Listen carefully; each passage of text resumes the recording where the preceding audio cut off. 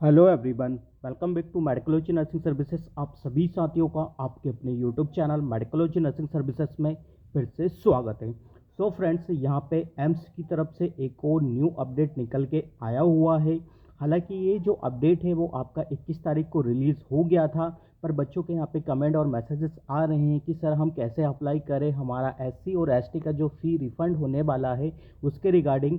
तो ये अपडेट खासकर उन्हीं बच्चों के लिए रहने वाला है जिन बच्चों का यहाँ पे फ़ी रिफंड होने वाला है। तो कंप्लीट प्रोसेस हम वीडियो के माध्यम से जानेंगे कि आप अपने मोबाइल फ़ोन से या अपने लैपटॉप से कैसे अप्लाई कर सकते हो और सीधे ही आपके जो बैंक अकाउंट है उनके अकाउंट में आपका जो फ़ी है वो अमाउंट डिपॉजिट हो जाएगा। तो सबसे पहले आपको एम्स का ऑफिशियली वेबसाइट को विजिट कर लेना है। देन आपको सिंपल सा नीचे एक स्क्रॉल करना है और आपको मैं विद प्रूफ के साथ बता देता हूँ जैसा यहाँ पे मेंशन किया गया है। Notice regarding uploading of the category certificate SC and ST for refund of application fees in नॉर्सेट 6। ठीक है, तो जैसे आप इसको ओपन करोगे तो आपके सामने क्या है, यहाँ पे इंस्ट्रक्शंस ओपन होके आ जाएंगे। इंस्ट्रक्शन में कुछ चीज़ें मेंशन की गई है, जैसा आपको स्क्रीन पे दिखाई दे रहा होगा मैं आपको रीड करके बता देता हूँ। ठीक है, तो कुछ समय पहले यहाँ पे एम्स का एग्ज़ाम हुआ था, आप सभी लोगों को ये चीज़ पता है। ठीक है, नोटिस कब जारी हुआ है तो 21 तारीख को जारी हुआ, देख पा रहे होंगे आप लोग। और सबसे मेन इंपॉर्टेंट चीज़ इसमें क्या है कि candidate belonging to the SC और ST category are required to upload their valid category certificate. That means कि भाई आपको वैलिड कैटेगरी सर्टिफिकेट यहाँ पे प्रोवाइड करवाना पड़ेगा। यदि आपका सर्टिफिकेट आपका वैलिड नहीं है तो आपको क्या है कि आपको फी रिफंड नहीं होगा। You didn't get the your amount, जो भी आपने पे किया होगा एग्जामिनेशन फॉर्म फिल करते समय वो आपको नहीं मिलेगा। ठीक है, और नेक्स्ट चीज़ क्या लिखी है, the mandatory field on the AIIMS portal with their respective candidates. और कब तक अप्लाई कर सकते हैं तो 31 मई 2024 और टाइमिंग है 5 बजे तक आप इस प्रोसेस को अप्लाई कर सकते हो।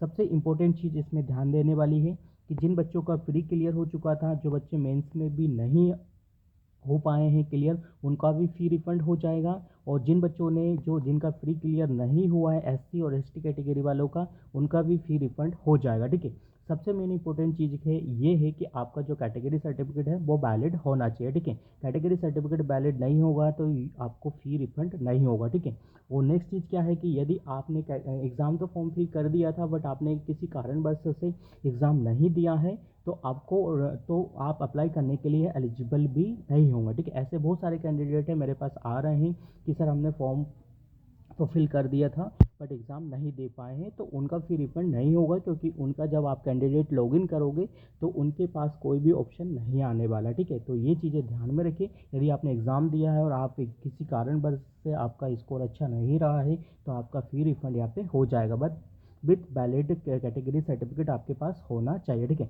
तो चलिए ये तो था आपकी प्रोसेस एम्स की तरफ से क्या देखने को मिला है। अब मैं आपको कंप्लीट प्रोसेस बता देता हूँ कि कैसे आपको लॉगिन करना है स्टूडेंट्स और कैसे नहीं करना है। ठीक है, जैसे लॉगिन करने के लिए सबसे पहले आपको रिक्रूटमेंट वाले ऑप्शन पे यहाँ पे आपको क्लिक करना होगा। ठीक है, सिंपल सा स्क्रॉल करेंगे हम नीचे चले के नर्सिंग ऑफिसर के सेक्शन पे आप क्लिक करेंगे। तो जैसे आप इसको क्लिक करते हैं तो आपके सामने वन मोर विंडो ओपन होके आ जाता है, जैसा आपको स्क्रीन पे दिखाई दे रहा होगा। ठीक है, न्यू करके दिखाई दे रहा होगा, थोड़ा जूम कर लेते हैं। Nursing officer recruitment common eligibility test. ठीक है, इसको जैसे आप क्लिक करोगे तो आपके सामने एक न्यू इंटरफेस ओपन होके आ जाएगा, जैसा आपको स्क्रीन पे दिखाई दे रहा होगा। अब यहाँ पे बच्चों के कम फिर से डाउट्स क्रिएट हो जाते हैं कि उनको उनका लॉगिन आईडी ही नहीं पता है और पासवर्ड भी नहीं पता। ठीक है, तो वो क्या कर सकते हैं स्टूडेंट्स, यहाँ पे फॉरगेट करके अपना आईडी पासवर्ड को क्या कर सकते हैं, जनरेट कर सकते हैं। फॉरगेट करने के लिए आपको किन किन चीज़ों को ज़रूरत लगेगा, तो आपको कैंडिडेट आईडी और या आप अपना डेट ऑफ बर्थ डाल सकते हैं, दोनों में से एक चीज़ आप यहाँ पे डाल सकते हैं। मोबाइल नंबर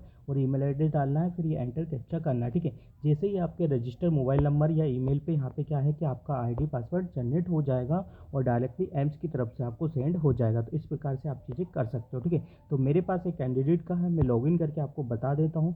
कंप्लीट प्रोसेस हम आपके साथ बताने वाले हैं, तो वीडियो में लास्ट तक बने रहिएगा। और यदि वीडियो आपको पसंद आ रहा है तो वीडियो को लाइक और शेयर ज़रूर कर दीजिएगा। ठीक है, तो ये चीज़ें आप कर लीजिएगा। ठीक है, चलिए नेक्स्ट चीज़ देखते हैं कि नेक्स्ट चीज़ क्या होने वाली है। आप कैप्चा इंटर करते हैं, लॉगिन करते हैं, तो आपके सामने आपका जो ओपन है, जो इंटरफेस है, आपका डैशबोर्ड ओपन होके आ जाता है, जैसा आपको स्क्रीन पे दिखाई दे रहा होगा, ठीक है। तो यदि आपने एग्ज़ाम दिया होगा, ठीक है, तो एग्ज़ाम दिया होगा तो स्टूडेंट्स आपके सामने एक ऐसा इंटरफेस ओपन होके आ जाता है और ये ऑप्शन आपको दिखाई देगा, ठीक है। अपलोड कैटेगरी सर्टिफिकेट, ठीक है। अपलोड कैटेगरी सर्टिफिकेट आपको यहाँ पे मेंशन किया गया है, ठीक है। अपलोड कैटेगरी सर्टिफिकेट मेंशन किया गया है, तभी जाके क्या कर सकते हो आप यहाँ पे चीज़ें को अप्लाई कर पाओगे, ठीक है। तो सबसे पहले हम क्या करेंगे, अपलोड कैटेगरी सर्टिफिकेट पे क्लिक करेंगे। यहाँ पे फिर से एक चीज़ बहुत इंपॉर्टेंट है आप लोगों के लिए कि भाई जो आपका डॉक्यूमेंट्स है, ठीक है, वो तो सबसे पहले आपका डॉक्यूमेंट्स पूरा क्लियर होना चाहिए, हाई क्वालिटी में होना चाहिए और विद पीडीएफ फॉर्म में ही अपलोड किया जाएगा, ठीक है। यदि पीडीएफ फॉर्म नहीं होगा तो आप क्या कर सकते हैं, इस फॉर्म को रीअप्लाई नहीं कर पाओगे आपकी फ़ी के लिए, ठीक है। तो यहाँ पे पीडीएफ फॉर्म में देखना पड़ेगा आपको, पीडीएफ फॉर्म बना लेना अपने डॉक्यूमेंट्स का। फिर यहाँ पे डेट लिखना है, डेट वह लिखना है जो आपके सर्टिफिकेट में मेंशन की है, जिस डेट को आपका सर्टिफिकेट इशू हुआ है, ठीक है। यहाँ पे वो डेट मेंशन करना है, ठीक है। जैसे ही आप स्टूडेंट्स इसको कर देते हो तो आपके सामने क्या है, कैंसिल, क्लोज और सेव का ऑप्शन दिखाई दे रहा होगा, आपको सेव करना है। जैसे आप सेव कर दोगे तो आपके सामने सक्सेसफुली एडेड डॉक्यूमेंट्स करके क्लिक एक विंडो ओपन होके आ जाता है, ठीक है। फिर आपको कुछ नहीं करना है, सीधा आपको क्या करना है, आपके लॉग आउट आपको आपका आईडी कर देना है, ठीक है। और 31 तक का टाइम है, सारे बच्चे अप्लाई करेंगे, उस 31 के बाद ही आपका जो फ़ी रिफंड है वो आने लग जाएगा, ठीक है। तो ये चीज़ें फ़ी रिफंड तभी होगा जब आपका वैलिड सर्टिफिकेट होगा, ठीक है। ये चीज़ आप ध्यान में रख लीजिएगा, ठीक है। नहीं तो अदरवाइज़ आपका जो फ़ी है वो रिफंड नहीं होगा, क्योंकि बहुत सारे बच्चे कैटेगरी तो मेंशन कर देते हैं बट उनके पास क्या है, वैलिड सर्टिफिकेट नहीं होता है, तो फिर उनको प्रॉब्लम फेस करना पड़ सकता है, ठीक है। तो आई थिंक सभी को चीज़ें क्लियर हो गई होगी। कुछ भी अपडेट्स आता है एम्स के रिगार्डिंग तो हम आपको प्रोवाइड करवा देंगे। आगे भी इसी प्रकार की जानकारी प्राप्त करने के लिए एम्स से रिलेटेड या नर्सिंग प्रोफेशन से रिलेटेड हर एक अपडेट्स पाने के लिए आप मेडिकोलॉजी नर्सिंग सर्विसेज को फॉलो और सब्सक्राइब कर लीजिएगा, ताकि आपसे किसी भी प्रकार की इन्फॉर्मेशन मिस ना हो, ठीक है। तो हम मिलेंगे नेक्स्ट अपडेट के साथ, जब तक बने रहिए आपके अपने YouTube channel Medicology nursing services. Thank you so much guys, keep watching us.